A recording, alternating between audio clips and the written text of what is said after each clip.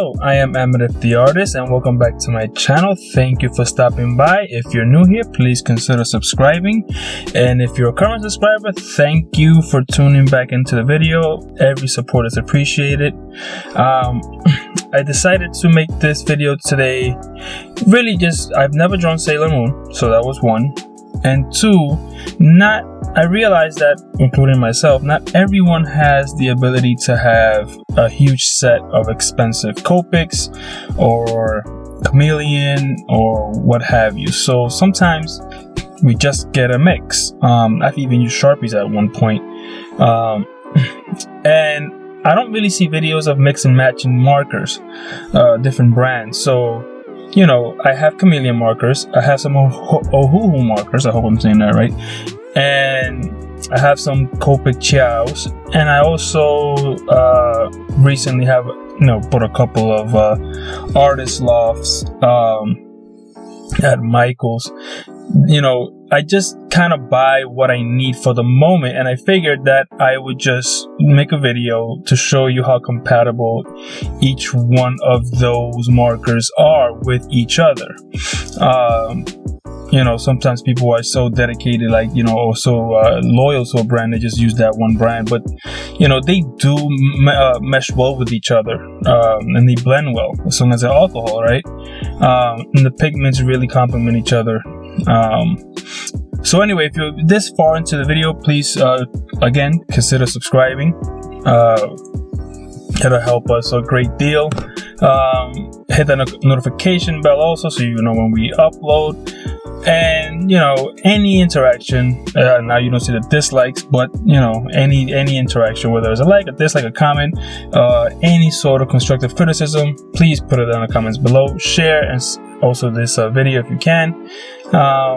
And yeah, I will have timestamps below, so you can go right ahead and skip to the parts of the video that may interest you the most. So I'll see you later on in this video. I will be commenting on the particulars and how I blend these together and what I am using. All right, see you then.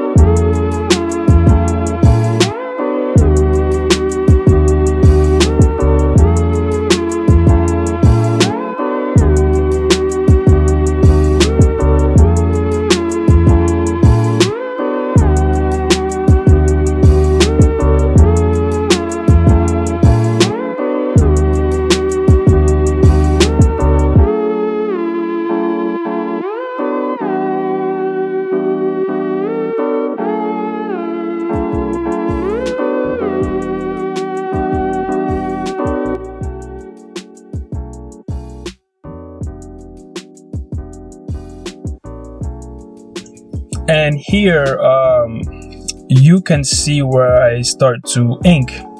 I love the brush pen. I found, like I said, I discovered brushes and brush pens while I knew about them, but just didn't know how quite to use them. And by finding artist Kim Jung-gi, I pretty much studied how he uses them and fell in love with these types of pens. These pens, for me, help me with the particular style that I have, the particular style that I am developing, which is my natural state of style, which are more just wiggly lines and things like that. And they also help with my line weight.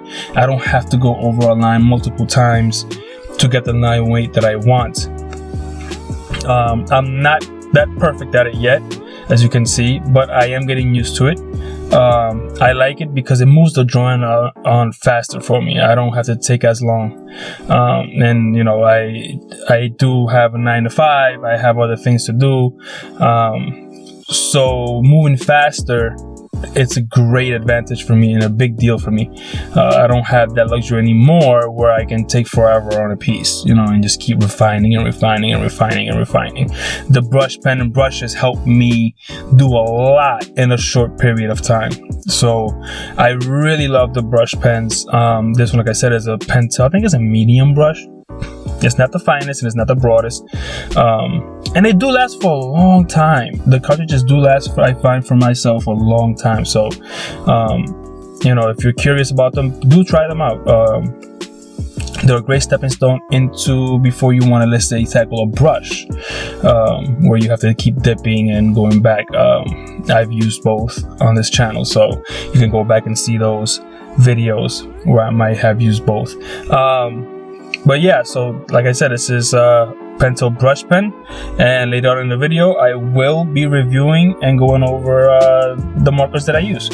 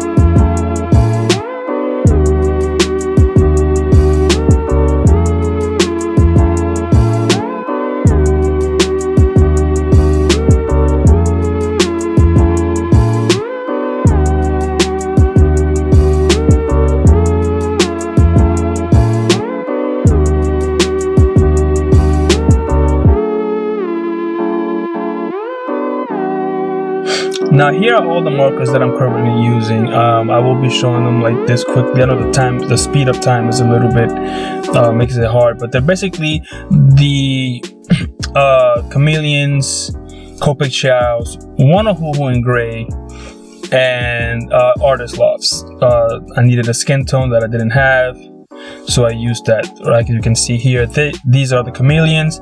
Now they do come with replacement nibs for the brush and also the bullet nib.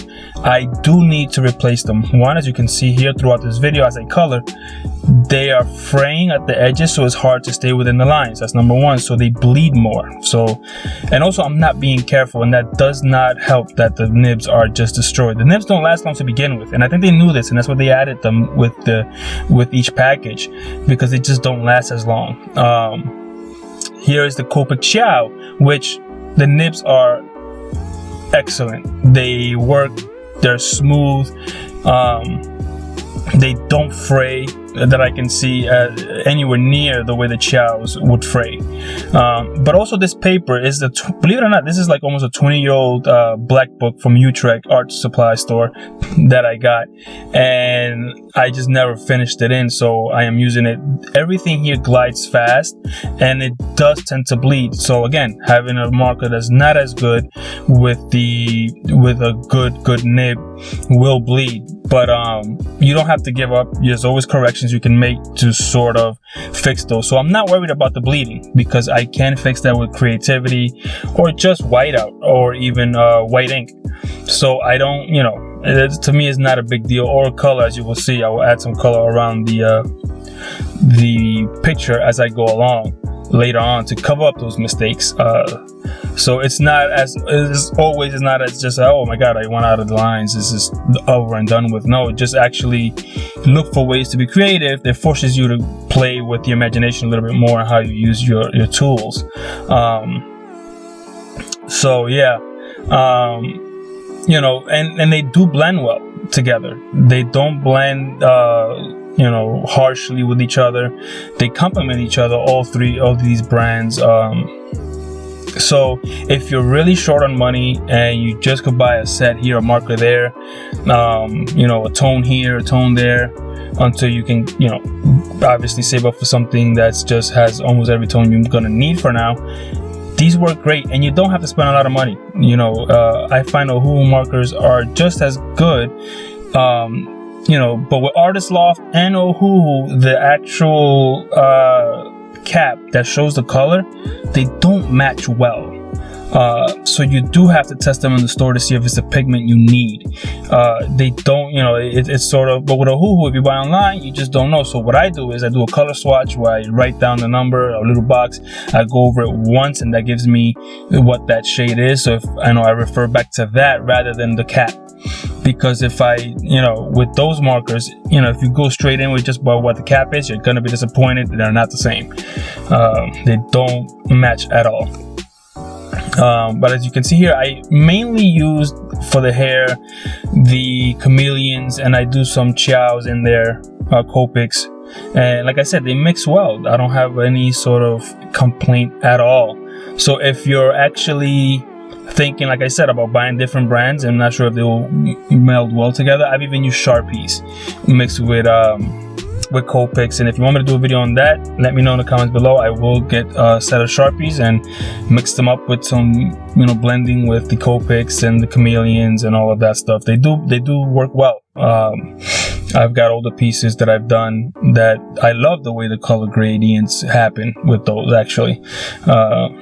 So anyway, so yeah, this is basically, like I said, me using all three brands and not having any issues with it at all. So yeah, I'll see you at the end of this video for the finished product.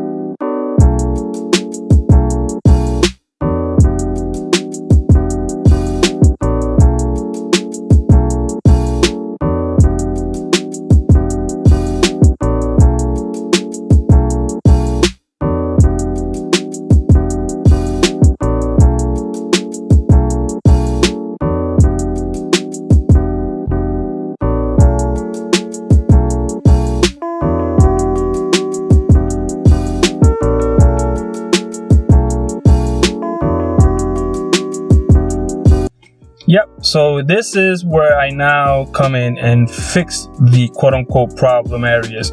I decided just to go with a border in green, and that pretty much covers all of the mistakes that I did, all the bleeding and things like that. So like I said, you don't have to always stop and start over because you made a mistake. Oh, it bled, I went out the line, I did this. You know, always commit to finish a piece no matter how terrible you think you've messed up. Why? Because either you fix it or you find ways to fix it. It becomes a learning tool. You know, I think if you always stop at the times you've made mistakes and start over, you kind of don't learn from the mistake that you did do. You sort of just start over and hope you don't make it again. You know, and you might learn not to do it again, but you don't learn how to fix it. And there will be times when you will need to fix a mistake rather than start over. For instance, if you have time-sensitive projects, commissions, things like that, you know, maybe you don't have the luxury to start over a piece that maybe took you 3 hours. Now you'll be in 6 hours for that commission, and you'll get paid less for it because you're putting in more hours. So the person who's commissioning you does not know that you've made a mistake. So therefore, if you can fix it, you know, at least try, because if you're going to start over anyway, at least try to fix that mistake. And if it works out in your favor, great. Then you don't have to go back on it and start over. If it doesn't, then you'll start over, and that was your original plan anyway. So that's that. But I would always say, just try to fix it, see how it works out, learn from it, learn a new technique. Because experience is, you know, adds to your repertoire. You know, now you know things that you didn't know before that you could do under certain circumstances. So I always say, hey, even if you mess up, keep going, fix it in the process. You need those tools, you need those experiences to sort of get that confidence that you can fix almost anything. And like I said, the person who's getting the piece does not know you made a mistake. Most of the time, they don't see any mistakes. We see everything, but they don't see it. They don't have the eye that you would have, especially with your own art and what you meant to be doing with the piece. Yeah, so thank you for sticking through the video, even if you just skipped ahead to see these chapters. Thank you. Please, again, consider subscribing, like, share, comment. I'm thinking about maybe doing some sort of subscriber milestone giveaways, contests. Let me know if you would like that. Leave a comment below. I just want this channel to grow, this community to grow. I want to give back. I want to give people who don't have resources to do certain things. If we can grow this community big enough, I'll be able to do those things. So let me know what you think. Again, like, comment, subscribe, and I'll see you in the next video. Thank you.